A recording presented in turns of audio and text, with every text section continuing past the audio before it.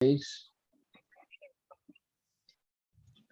I'm gonna record it just in case it's throw that thing up there. Just something for somebody to eat. Somebody may eat it.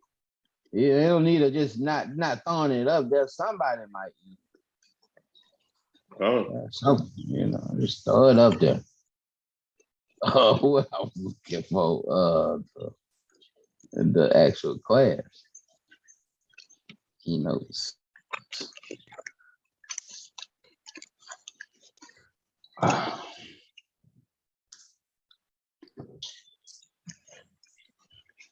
Let me see if I can get this thing to sit up.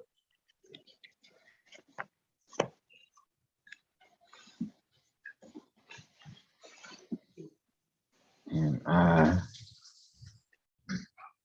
well, I don't want to do that. Too small. Okay. I'm willing, I just catch him if he pops in there.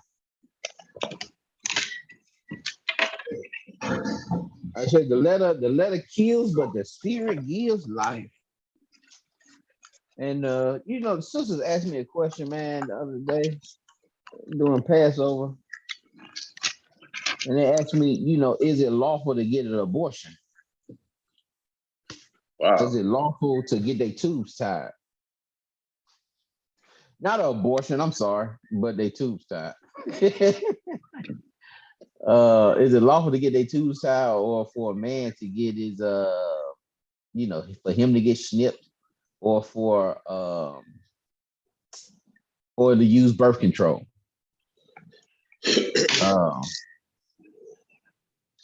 And it's hard to understand. What I'm saying, you can't just look. There's no law that's going to directly condemn those things because those things weren't happening uh in those times. And that's why we got to understand the spirit of the law, so we can understand better. So when we have certain questions that are in the gray like that, we can understand better how to deal with these things and how to walk these things out. Um, according to the letter, but with the spirit though. You know what I'm saying? With the right intent. Because a lot of that stuff is just based on intention. That's pretty much all I can tell them, is that it's just based off of the intentions of why you're doing certain things. Some women gotta have their ties too because maybe some complications, maybe some medical stuff. And maybe they agreed to both not have kids. You had to be fruitful and multiply in Adam, but what was the spirit behind that? Also, you know what I'm saying? Um, he had to do that because they were, when many people on the earth like that. Especially that came from that particular line. We can speculate. We say the trees are nations and so forth, but we don't know how many people were out here. And Noah was given the same charge, and his sons, but we know they were the only ones there. And so you understand the intent. You can kind of judge things by the spirit. And that's pretty much what this stuff going into. It says spirit of the law versus the letter of the law. Can you see my screen? Yeah. Versus the letter of the law. It says intelligent obedience means that we take a close look at the laws God has given us to discover the main reason why he made each law. A person who follows the spirit of the law has found its actual intent, while one who is tied to the letter of the law has missed its true meaning. I've seen somebody else give another example of this by telling a child that they can't watch television until they finish their homework. And the child goes in the house and opens up their tablet, opens up the little tablet and then watches YouTube on the tablet. And then the mother comes in there and be like, what I told you not to be doing this stuff until you finish your homework. Say, well, you said don't watch the TV. I'm watching the tablet. You see what you see? Oh, I'm not on the TV. I'm watching the tablet. And it's just one of those examples of just a good example of us, following the letter, but not understanding the spirit of what's behind it. And so we understand the spirit behind the law when we have those questions that are in the gray. Okay, well, she said don't do the home, don't watch the TV, but what about the tablet? What about me watching stuff on my iPhone? What about me watching stuff, but what about me playing a video game? Can I play the game? Is that not, we can understand these things in these gray areas better when we understand the intent of the law. It says a person who follows the spirit of the law has found its actual intent, while one who is tied to the letter of the law has missed its true meaning. And sometimes we just take stuff, too literal, too literal, and again miss the intent. Let's look at Matthew chapter 5, verse 17.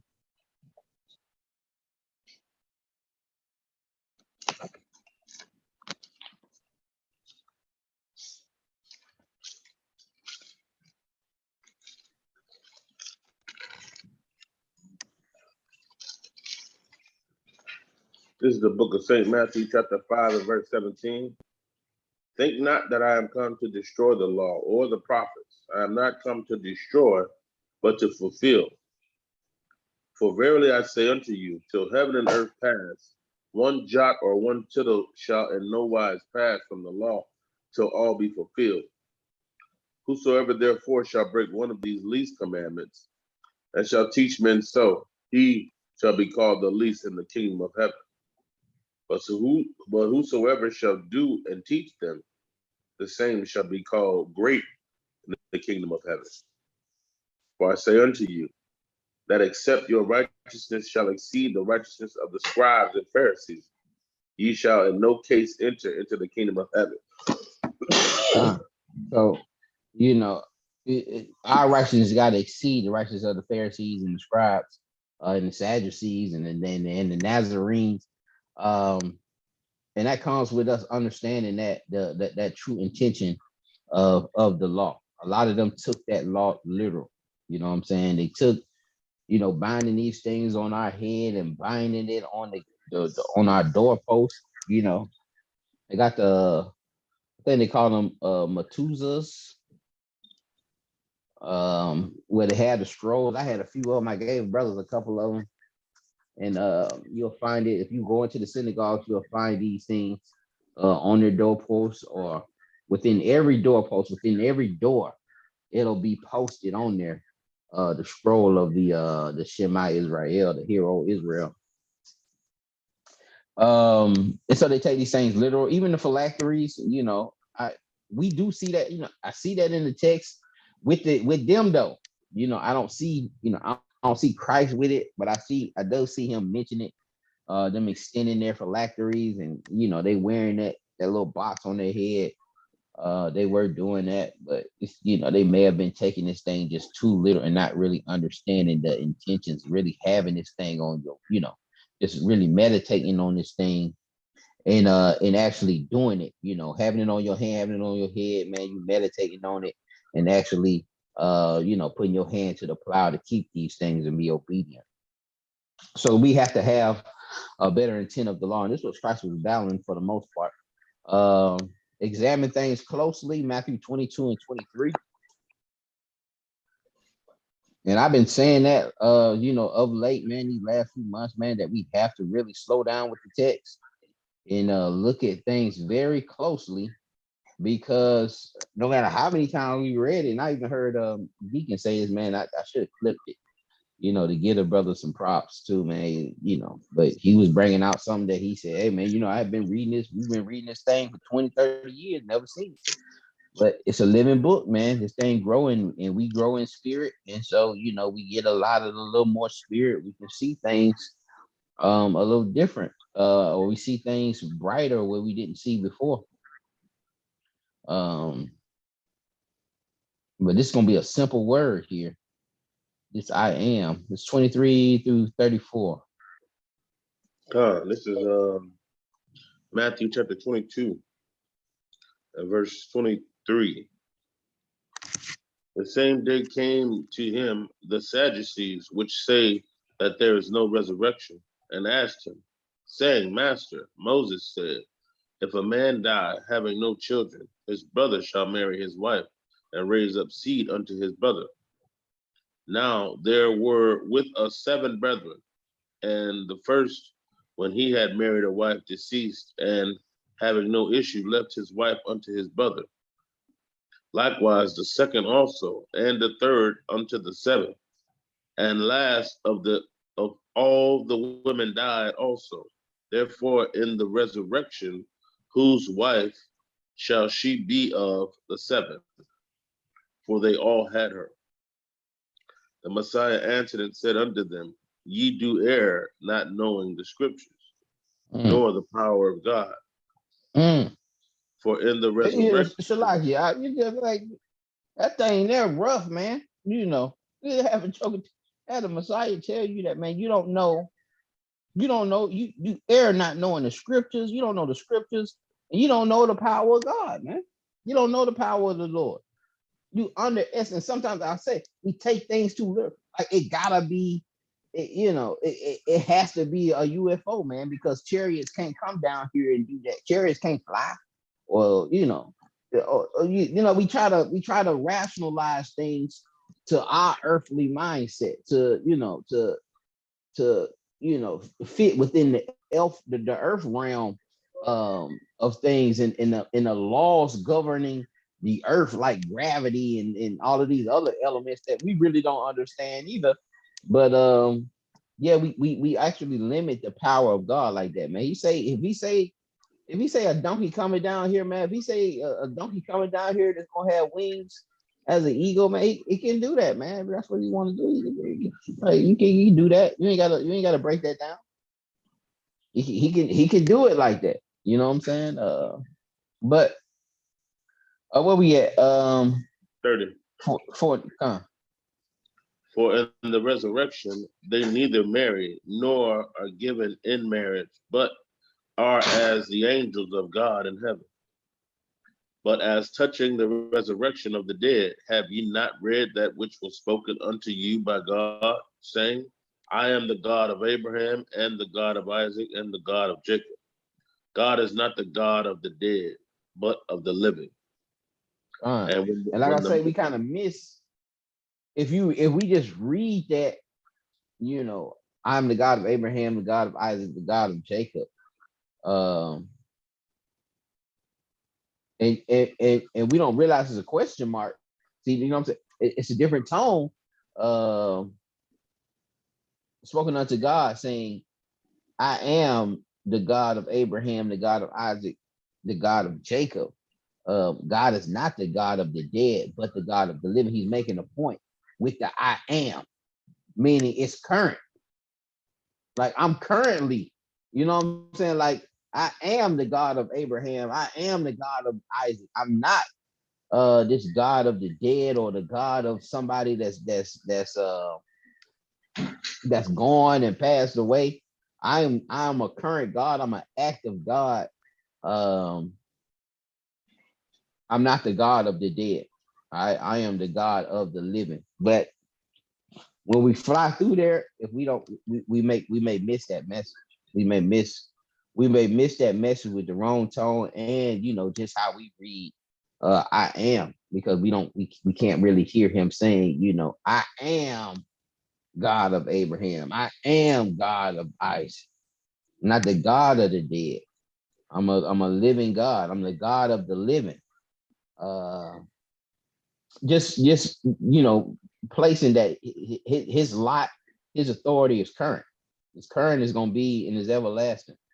Um, and it's not of the dead, but of the living. So you worried about stuff that's gone and so forth, man. But you understand he's an active God, man. Go ahead. 33. And when the multitude heard this, they were astonished at his doctrine. But when the Pharisees had heard that he had put the Sadducees to silence, they were gathered together. But when the Pharisees heard that, they put the Sadducees. He put the Sadducees aside. They got to say, regroup. Let me read that in the NLT. That verse 32. It says, Mhm. I am the God of Abraham, the God of Isaac, and the God of Jacob. So he is the God of the living, not the dead.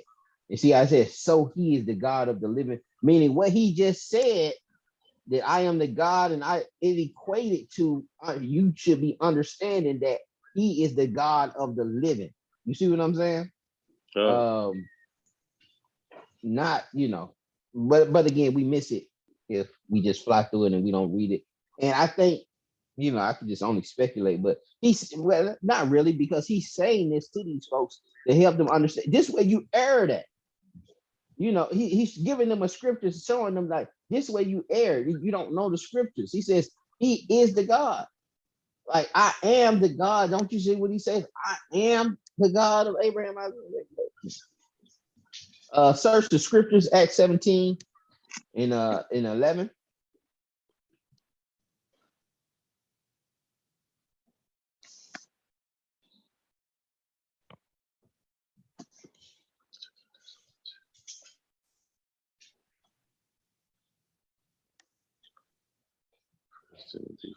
let me just write these down real quick. Not an issue.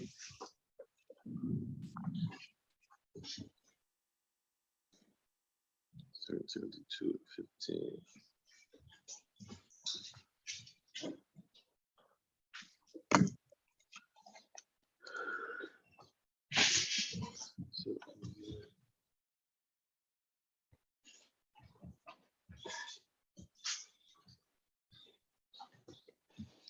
This is Acts chapter 17 and verse 11.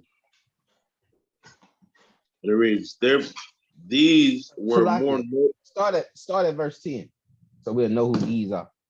verse 10, and the brethren immediately sent away Paul and Silas by night unto Berea, who coming thither went into the synagogue of the Jews.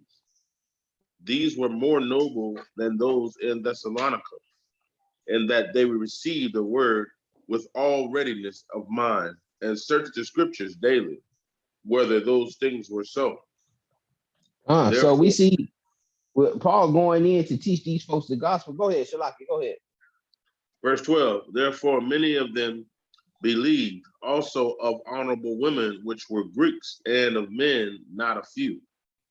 God. And I'm gonna do some videos soon just on problematic text for certain doctrines. And we see here, therefore many of them, where did he go? He went into where? The synagogues The synagogue of who? of the Jews. Of the Jews, right? It says, therefore many of them believed. Who are the them that believe? Looks like Gentiles, other nations. Uh-uh. Oh, It the went into Jews. the Jews. Huh. Therefore, many of them believe, meaning the Jews, that also of honorable women, which were Greeks, and of men, not a few. But when the Jews of Thessalonica, but that's so serious, those Jews of Thessalonica followed them and ended up persecuting them. But one thing we was talking about that last week too, in that last class, Yeah. or this past Shabbat. But these folks, these Bereans were noted for being more honorable in the fact that they were received, that they were ready to receive the word with all readiness of mind. And that's a class in itself. Coming to class, coming to Shabbat class, coming to camp with all readiness of mind, and leaving camp and leaving class, to search out those things that we just went over to see if those things true. They would question, I mean, hey, man, that sounds pretty good. But I'm gonna search them, I'm gonna meditate on these things daily to make sure that it played out like you just said, like you just taught us, Paul. Let's look at Second Corinthians 4:2.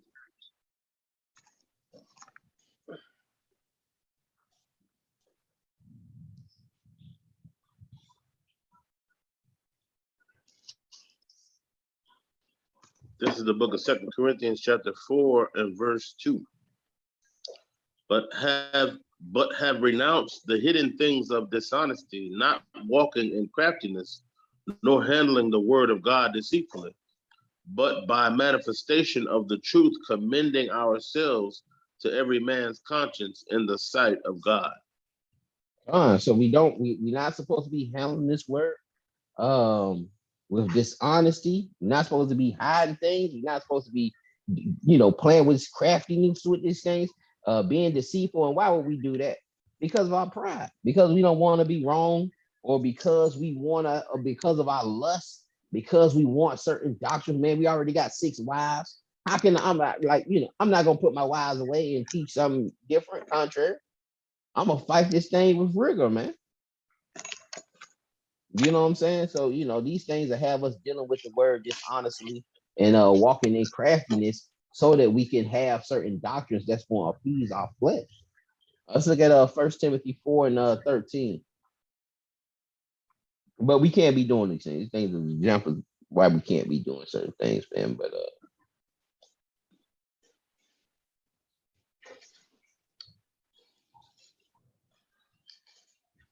This is the book of 1 Timothy chapter 4 and verse 13. Till I come, give attendance to reading, to exhortation, to doctrine. all right, he telling Timothy this. You know what I'm saying? Till I come, give attendance to reading, exhortation, to doctrine. You know what I'm saying? Encourage the others, man. Teach them. Be in these scriptures. All right, the letter kills, the spirit gives life. Is that 2 Corinthians, and we're gonna read all of chapter. All of which one? 2 Corinthians? Chapter 3. Chapter 3. 2 Corinthians. Yes, sir.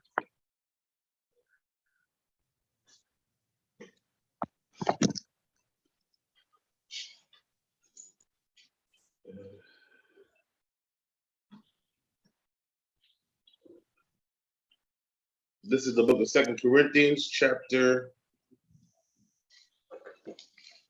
3.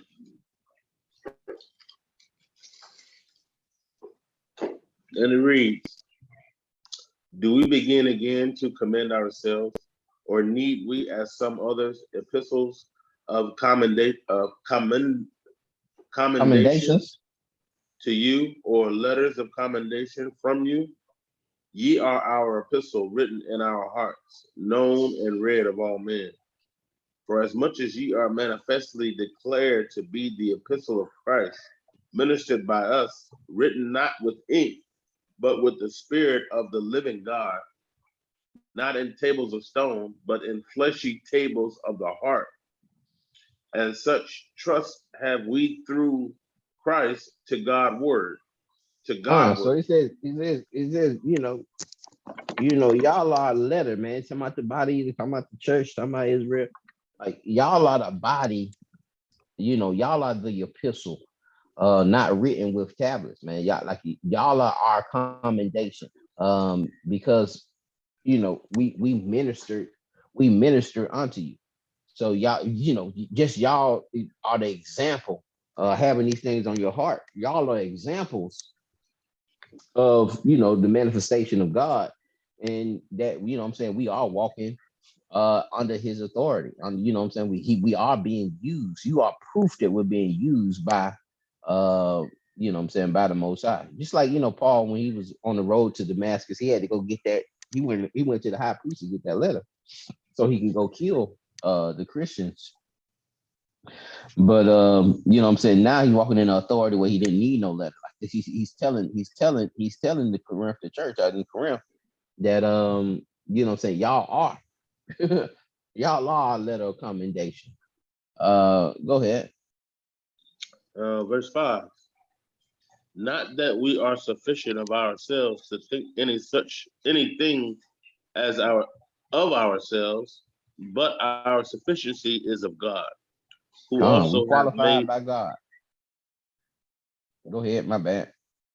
So verse 6, who also have made us able-minded, able ministers of the New Testament, not of the letter, but of the Spirit. For the letter killeth, but the Spirit giveth life. But if the ministration of death, written and engraven in stones, was glorious, so that the children of Israel could not steadfastly behold the face of Moses for the glory of his countenance, which glory was to be done away, how should not the administration of the Spirit be rather glorious? For if the ministration of condemnation be glory, much more doeth the ministration of righteousness exceed in glory. Shalaki, see? So we seeing Moses, when Moses came down, he had to put and I should have put that in the class. He had to put the what's the word I'm looking for over his face.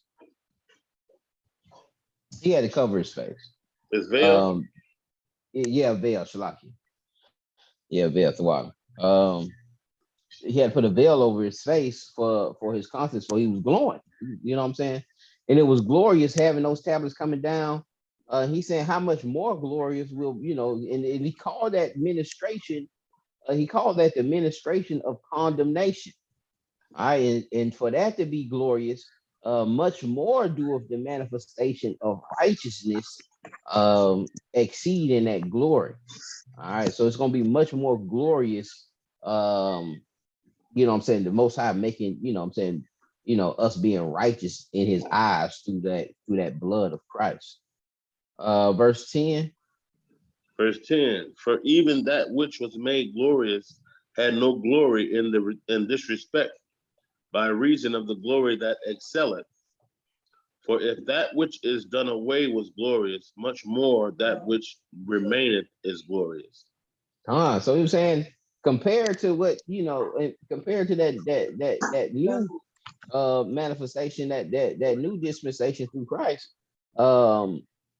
it really not even, it really wasn't even glorious compared to what we have now. In at verse 11, for that which is done away was glorious, for if that which was done away was glorious, much more that which remaineth is glorious. So that thing was fading away soon as he came down that mountain. That glory was fading away. Verse 12. Verse 12, seeing then that we have such hope, we use great plainness of speech, and not as Moses, which put a veil over his face, that the children of Israel could not steadfastly look to the end of that which is abolished. But their minds were blinded, for until this day remaineth the same veil untaken away in the reading of the Old Testament, which veil is done away in Christ. So we can see that glory now in Christ. But a lot of brothers are still blinded. Especially a lot of our Old Testament brothers, a lot of our brothers too, that that really still try to hold on and try to get their righteousness through the works of the law. They still have that veil on them. They still, they're still looking for that veil behind Moses, and it's gone, man. That glory is gone.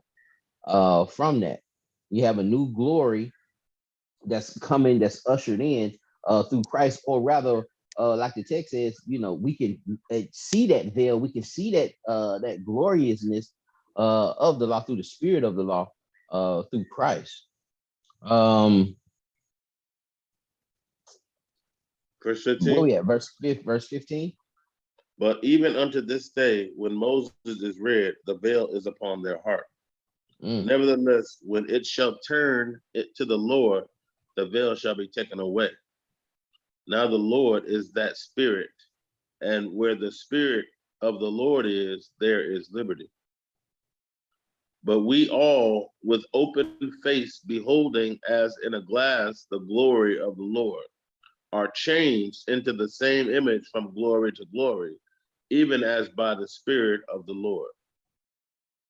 And so we're made more glorious, by that spirit, or by that spirit of the Lord. And it's a process. Like I said, it's a fading away, and and on the other end, it's being built up. But again, especially in Paul's time, Um, it was a lot of that's what pretty much what they're battling against is just Old Testament Jews who just didn't want to, didn't really want to, what I'm saying, deal with Christ. They just wanted to stay within the letter of the law. They just wanted to stay with that veil over them, dealing with the law. You know what I'm saying? Even though that thing is gonna destroy them. I think I got a video here. Let's see. Nope, that is something very stupid. But you see, it just move.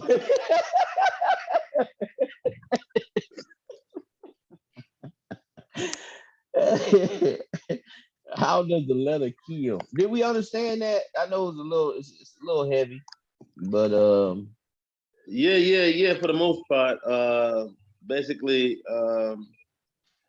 he is like we need to put more focus on what's going on right now instead of dwelling on the past. we got a more glorious covenant God, now. You know what I'm saying, through Christ. And so yeah, and that's fading away because ultimately it's gonna be completely gone once these things are completely written on our hearts. We'll never need them tables of stones gonna be destroyed right? because the law is gonna be on our hearts. Hebrews 10:1.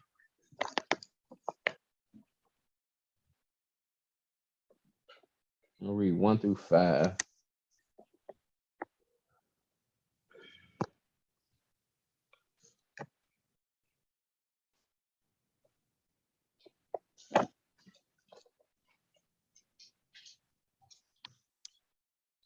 This is the book of Hebrews, chapter 10 and verse 1. For the law, having a shadow of good things to come and not the very image of the things, can never, with those sacrifices which they offered year by year, continually make the comers thereunto perfect. You could never do it. It could never do it. Why would you deal with something like that? He said, "Be ye perfect as the Father in heaven is perfect." Man, I'm presenting you as a perfect bride unto the bridegroom. Why would we deal with a system that was not able to make us perfect? And it wasn't the system; it was our flesh, man. It was us. It was a good, like the law is just and good, but it's us, man. We can't do it. Ain't nothing wrong with it. It's just us. It's just when you connect us, when you plug us into the law, it's gonna be, it's gonna cause this. It's gonna cause death. You know what I'm saying? It's just gonna cause death. Um, verse 2. What we at? Verse 2. Verse 2, for then would they not have ceased to be offered, because that the worshippers once purged should have had no more conscience of sins.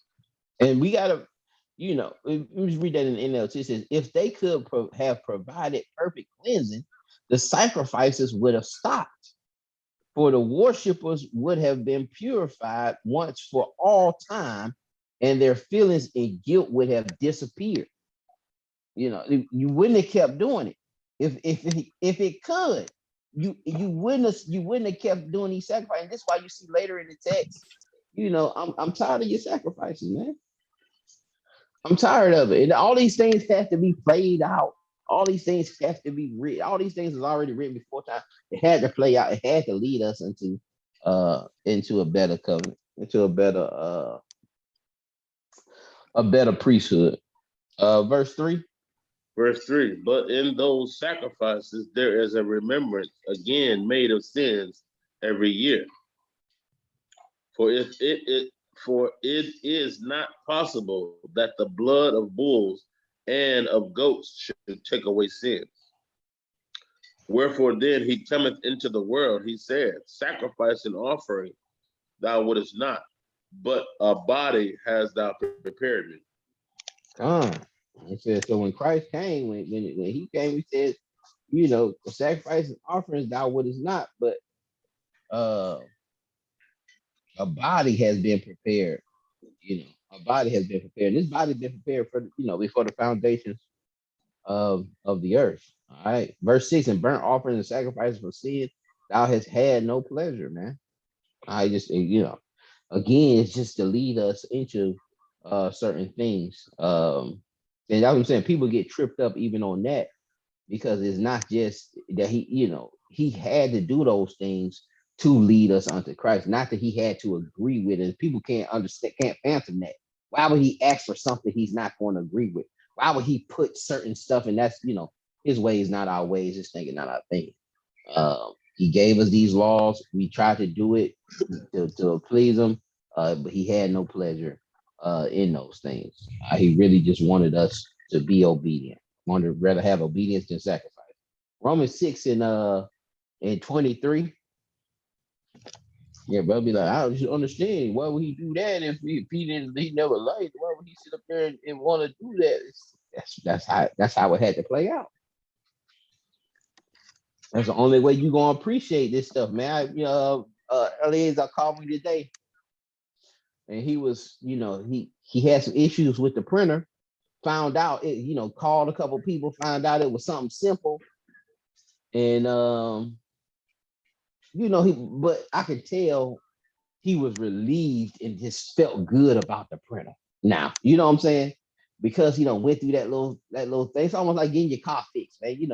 Once you had these issues and now you got your car back on the road, the engine light off, man, you just got more confidence in your car. Before then, though, man, you was mad at the car, thinking about getting a new car. You were riding without the radio on, trying to make sure you don't hear nothing crazy. And but once you get that thing tuned up, once you done spent that money and you got it back rolling, man, you're like, man, it's just a little relief, a little weight off your shoulders. Especially if you do it yourself. Especially if you knock that thing out yourself, man. Because you was just down there crying and hollering, but you get that thing back running, man. You wake up the next morning, crank that thing up, go to work. You like that? You grateful, man. You grateful, and you can't get that. You can't get that unless you go through that. You can't get that gratefulness. I did one video one time. I was like, man, I was just happy the car crunked up. I was like, y'all don't even give thanks that the car crunked up because you ain't been through the struggle. You ain't had them old cars that, you know what I'm saying, them cold starts where you got to have, you be over here buying carburetor choke and you spraying that starter fluid into the carburetor, trying to get that thing to start up in them early cold mornings. You ain't felt that. You ain't had nothing but you got the push button. You starting your car from the house. Right. You got that quick start. Right, man. But this joker riding around in his hoopty, smiling, giving praise to God that thing fucked up because he got a different struggle. You've been through certain things they got to play out for you to have certain appreciations. And this is how this thing had to play out for us to have appreciation for Christ and what the Father did by sending his son down here in that blood. Romans 6:23, did we read it? Romans 6:23, for the wages of sin is death, but the gift of God is eternal life through the Hamashiach Yahushua, our Lord. That's how it kills, man. The wages of sin is death, man, but the gift of God is eternal life through the Hamashiach Yahushua. If you're not going through the Hamashiach Yahushua, it's death. It's death. Examples of the letter, but not the spirits. Look at John 5. I'm gonna read 1 through 17.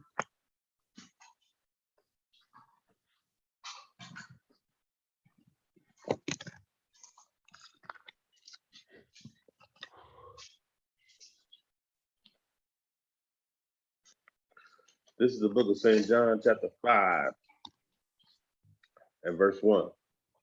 After this, there was a feast of the Jews, and the Messiah went up to Jerusalem. Now there is at Jerusalem by the sheep market a pool, which is called in the Hebrew tongue Bethesda, having 5 porches. In these lay a great multitude of impotent folk, of blind, halt, withered, waiting for the moving of the water. For an angel went down at a certain season into the pool and troubled the water. Whosoever then first after the troubling of the water stepped in was made whole of whatsoever disease he had. And a certain man was there which had an infirmity 38 years.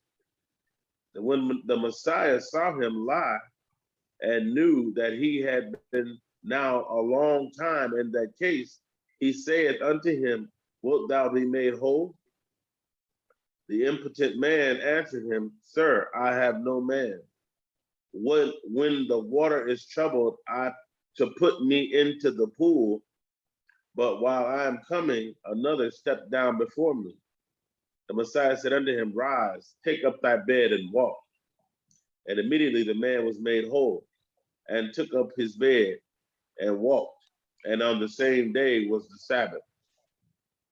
The Jews therefore said unto him that was cured, It is the Sabbath day. Is it not lawful for thee to carry thy bed? He answered them, He that made me whole, the same said unto me, Take up thy bed and walk. Then answered they him, What man is that which said unto thee, Take up thy bed and walk? And he that was healed wist not who it was, for the Messiah had conveyed himself away, a multitude being that place. Afterward, the Messiah findeth him in the temple and said unto him, Behold, thou art made whole, sin no more, lest a worse thing come unto thee. The man departed and told the Jews that it was the Messiah which had made him whole. And therefore did the Jews persecute the Messiah and sought to slay him, because he had done these things on the Sabbath day. But the Messiah answered them, My Father worketh hitherto, and I work. And so yeah, we see that them not really understanding, not understanding the law here. I'm trying to see.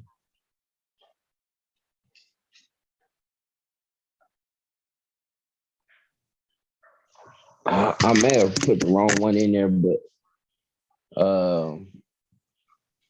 no, that was going into the food. I may have that in here. With them dealing with the food on the Sabbath, it's lawful to do good. But we see here they not understanding. You know what I'm saying? They're so strict to the letter that they see that you even picking up a chair, and you healing on the Sabbath, um, is unlawful. And so they would try to kill you. You know what I'm saying? They try to kill you for that. And so they seen Christ doing that, and he comes back and answers them. My Father worketh hitherto, and I work. And then goes into that. I only do the works of my Father. So you need to understand that me under the authority of my Father, understand that He's working, that He's doing that healing, that He's doing those things on the Shabbat that you're trying to accuse me of. I'm only doing what He's telling me to do. I'm under His authority. You'll see that in the next couple of verses down when reading that. But again, just not understanding the intent of the Sabbath. Now, you know what I'm saying?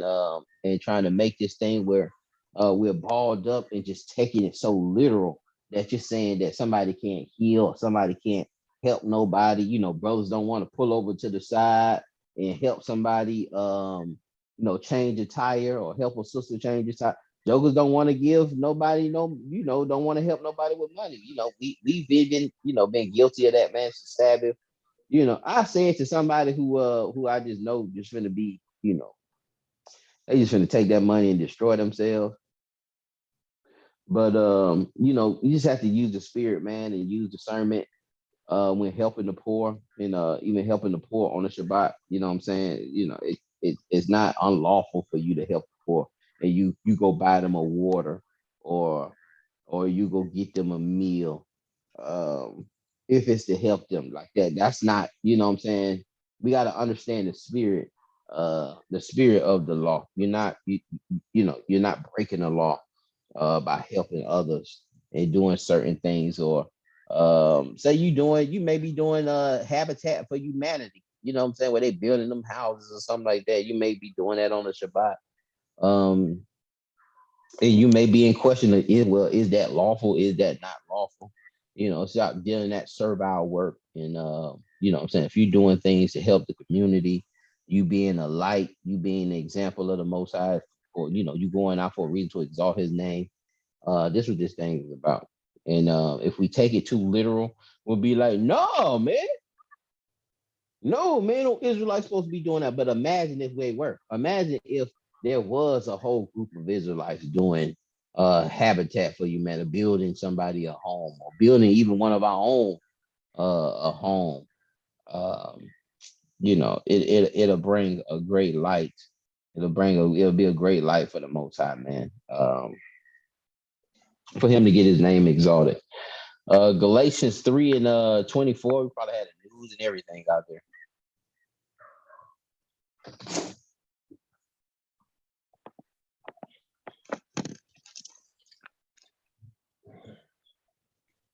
Yeah, y'all could be out there, and like you say, even though those Orthodox Jewish, the Khazars and stuff, they don't crank their car up, they don't cut the TV on, they don't do none of that. None of that on the Shabbat. Then you got camps like IUIC, they cook on the Shabbat. They do certain, what I'm saying. I don't agree with cooking on the Shabbat, but it's just different levels, man. People, understand things a little different, but then that can be another example too, man. Like, make sure we understand the intent and the spirit of the law, because sometimes it can pro into, us doing fleshly things and doing what we want to do and using it for ourselves, rather. So it's a thin line. It is a thin line now. And you can go out and be doing certain things, and and you try to say that it's for the Lord, but it's really, you really doing that for you. But Galatians 3 and 24. This is Galatians chapter 3 and verse 24. Wherefore the law was our schoolmaster to bring us unto Christ, that we might be justified by faith. But after that we may be justified by faith. All right. He was that schoolmaster that we can be justified by faith and not by the works. Go ahead. Verse 25, but after that faith is come, we are no longer under a schoolmaster. We're no longer under a schoolmaster. I put this in here for says schoolmaster is looking into the Greek, a servant whose office it was to take the children to school, an instructor, schoolmaster. It says, i.e., an example, a guide and guardian of boys. Among Greeks and Romans, the name was applied to trustworthy slaves who were charged with the duty of supervising the life and morals of boys belonging to the better class. The boys were not allowed so much as to step out of the house without them before arriving at the age of manhood. All right, so you had the schoolmaster, you had this little slave that, what I'm saying, made sure that you did things morally, and every way that child went, the schoolmaster was there with that child to keep them on the path. And this is what the law was for us. You know what I'm saying? The law was, we had to go out there and keep the law and think. Well, we still have to keep the law, but the law followed us pretty much. The law raised us. We was raised with this law, but at the end of the day, especially when we just delving with these sacrifices and doing certain things to try to be justified and try to be in righteous standing with the Most High through these sacrifices, through what I'm saying, certain certain offerings. All of that was just to lead us to, all of that was just to get us to the point where we have this ultimate sacrifice, and that's what he was for. So the context has to be within these sacrificial laws, and not neglecting the moral laws. Look at Luke 6 and 11.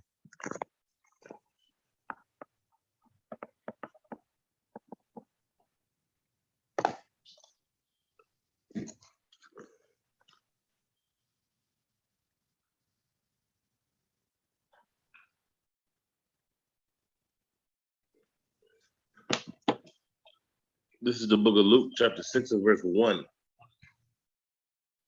And it came to pass on the second Sabbath after the first that he went through the cornfields, and his disciples plucked the ears of corn and did eat, rubbing them in their hands.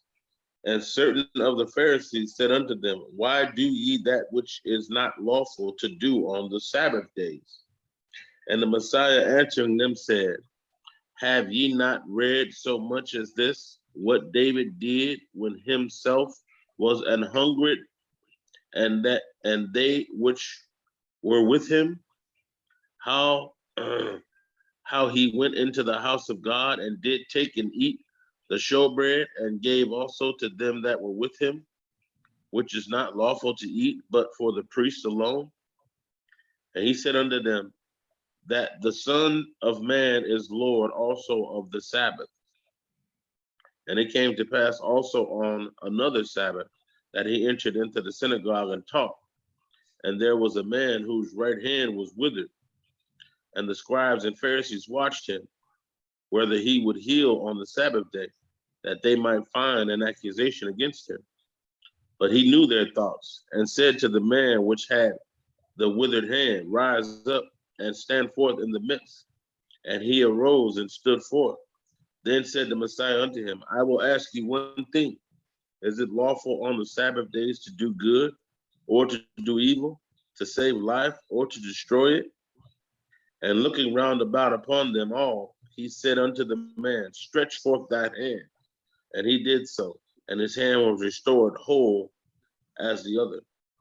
And they were filled with madness, and communed one with another what they might do to the Messiah.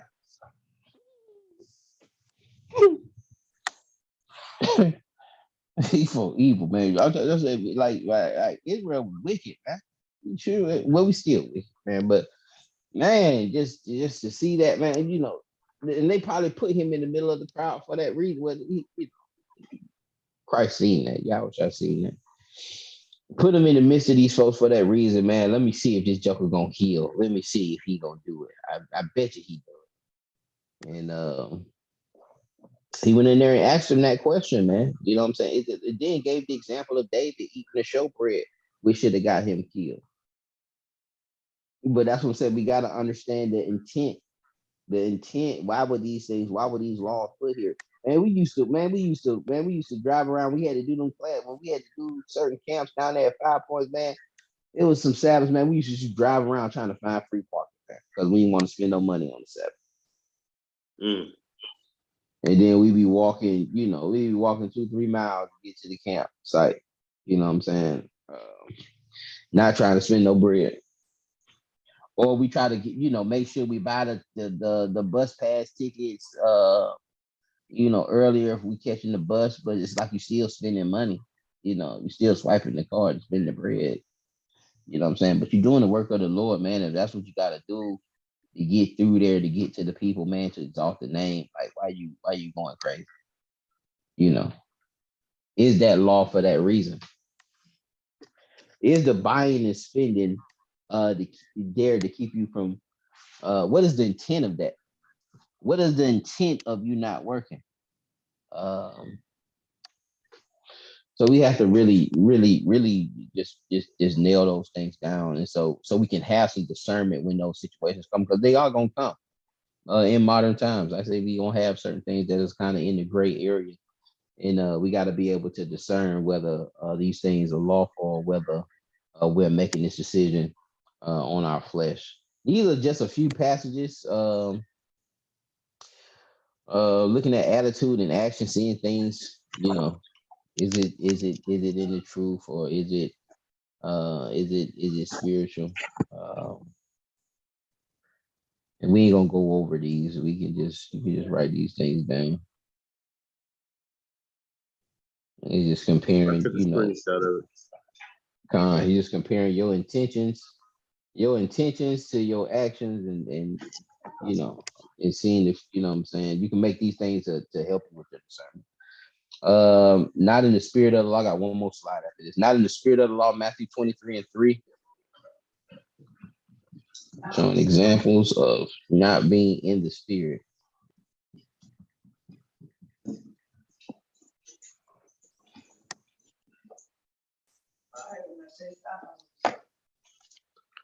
This is Matthew chapter 23 and verse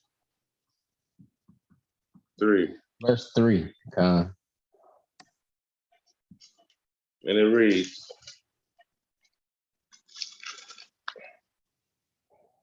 all therefore whatsoever they bid you observe, that observe and do, but do not ye after their works, for they say and do not. All right, so just spirit of hypocrisy. We don't want to be in that spirit. Acts 5 and 2.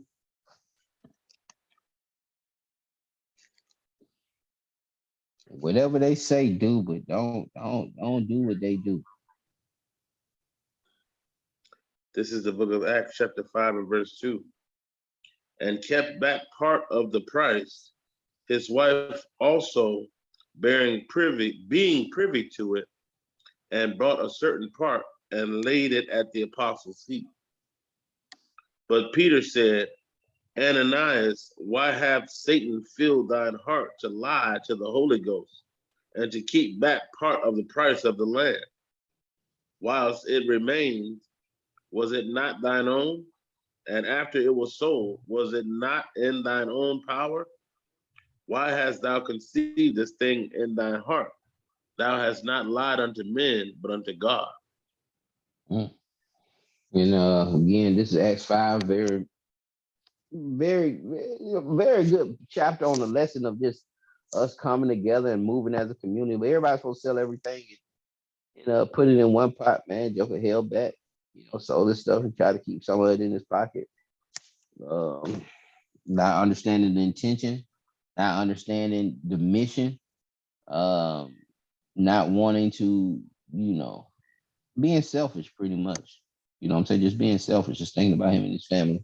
Now understanding that this thing is bigger than that. You know what I'm saying? We are one, we one body.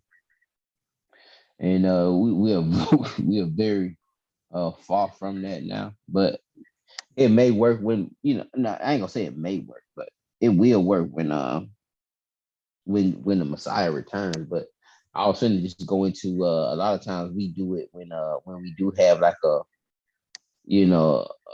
a false Messiah or one that we think is a Messiah, like a Malcolm X or Martin Luther King or somebody like that, or Father Divine, or we'll come together and do these things, man, or something simple like a nature boy, man. These Joker got folks, coming, they selling everything they have and giving him the money, man. It's just Amos 5 and 21.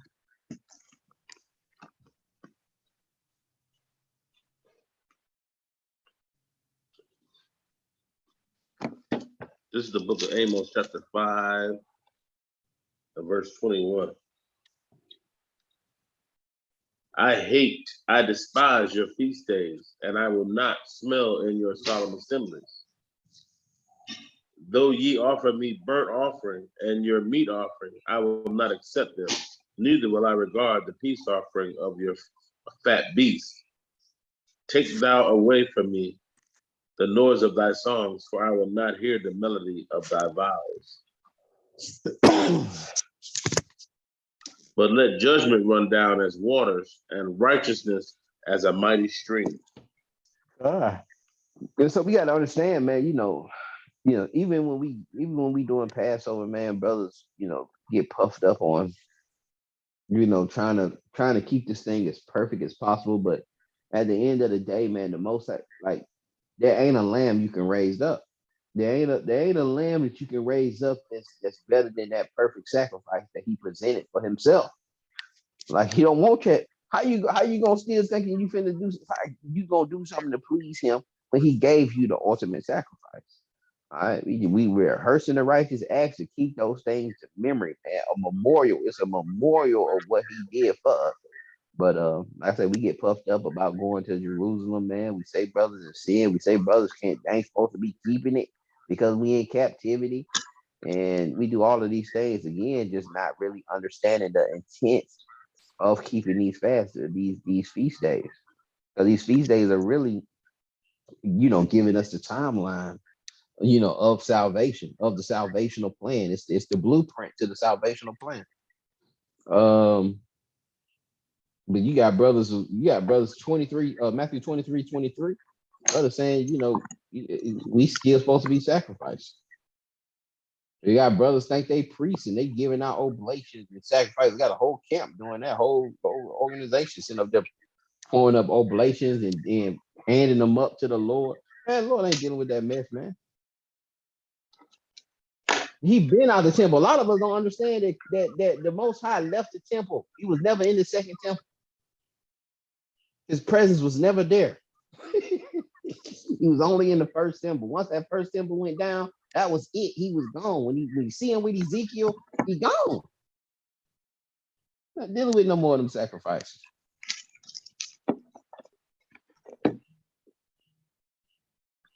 This is Matthew chapter 23 and verse 23. Woe unto you, scribes and Pharisees, hypocrites, for ye pay tithe of mint and anise and cumin, and have omitted the weightier matters of the law, judgment, mercy, and faith. These ought ye to have done, and not to leave the other undone. These are what you're supposed to be doing, man. And we got to understand the weightier matters of the law: judgment, mercy, and faith, man. Those are the weightier matters: judgment, mercy, and faith. All right, because we all need that. We all need that. Very, very important. These are the organs to the body, man. These are those vital organs, man. This the brain, the heart, and the lungs. Like, these are vital organs to the body, to stay living, for eternity. Romans 2 and verse 27.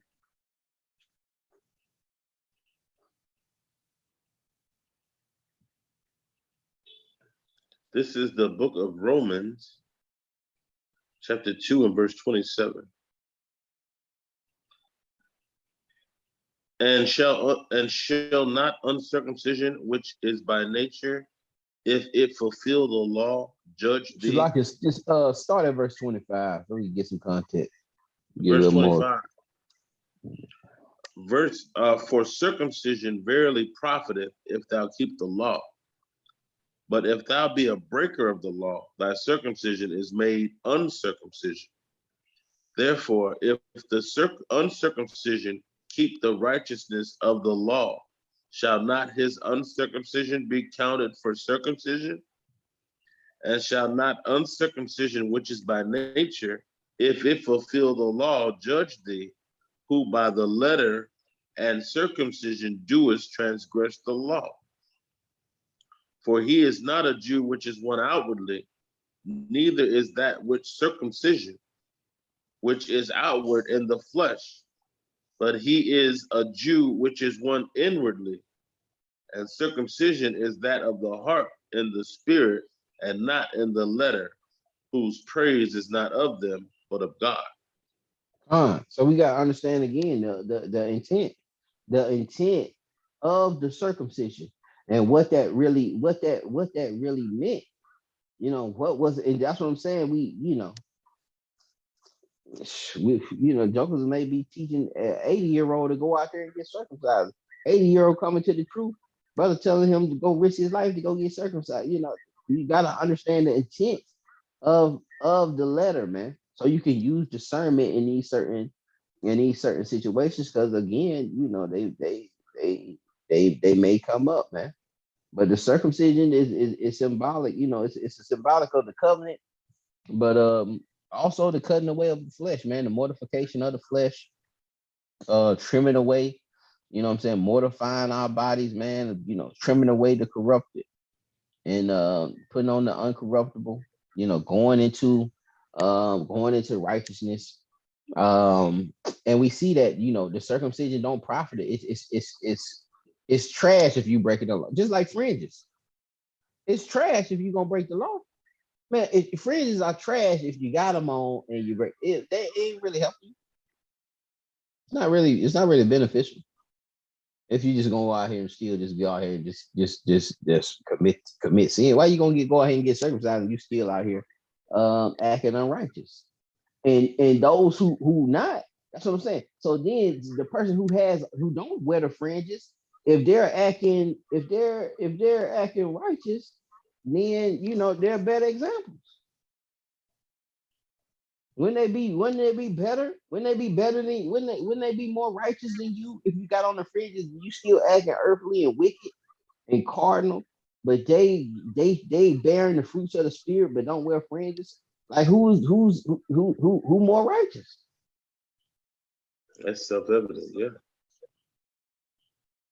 You can see that. And so circumcision is the same thing, it's really about the circumcision of the heart. It's really the circumcision is really internal. And the fringes are also, you know what I'm saying? Those things. Ultimately, it's a symbol for what's to come. Us having these things, literally on our hearts, where we don't make those sins, man. The most I got to do that, man. You know what I'm saying? We can mortify. We work to get to perfection, but ultimately, we all battle certain things. We all battle certain lust, man, and we gotta just keep fighting, man. You know what I'm saying? He that suffereth ceases from sin. So you gotta understand it's difficult, but we gotta do it. We gotta go through it, and like I say, we'll be grateful after we let those things go and beat certain things that's holding us back from just being better vessels. With that was the last slide, my brother. Did you have anything? No, man, I followed you 100%. I'm with you. So All yeah. praises, man. And I remember back in the day when people used to come up to camp and ask for money, and we had to tell them, "Nah, man, we don't spend no bread on the Sabbath day." Didn't help them, but that's the wrong intention of the letter. And again, you use discernment. Jokers. If jokers gonna hurt themselves, hey man, they gonna hurt themselves. But if it was to if they generally needed help, man, and your spirit saying, it's not unlawful to help. It's not unlawful to help you folks. But don't you go help them folks and then be like, well, shoot, I spent some money already, so I might as well go out here and go get me. We might as well go and pull in, you know what I'm saying? Gone in J&J. Yeah.